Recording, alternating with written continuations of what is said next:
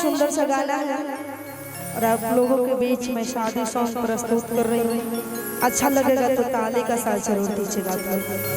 अरे ये कहना है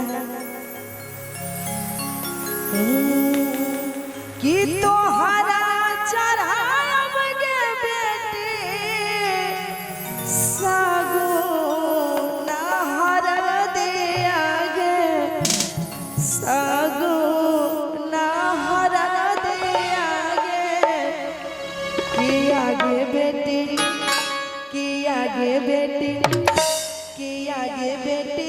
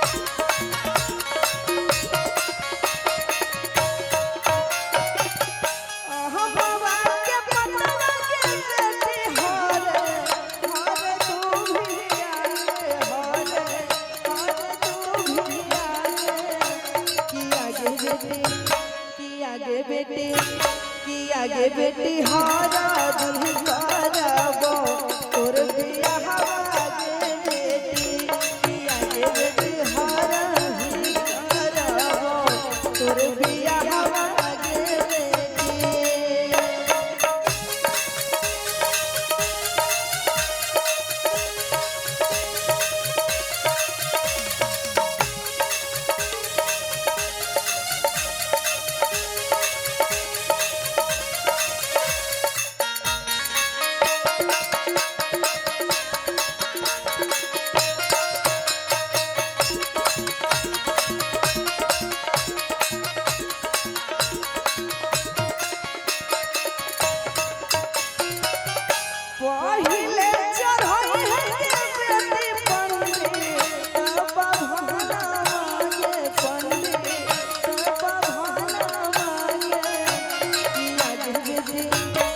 आगे बेटी कि आगे बेटी जुगा जुगा मांगे बरदान मांगे बेटी कि आगे बेटी जुगे जुगे मांगे ले से नूरा मांगे बेटी।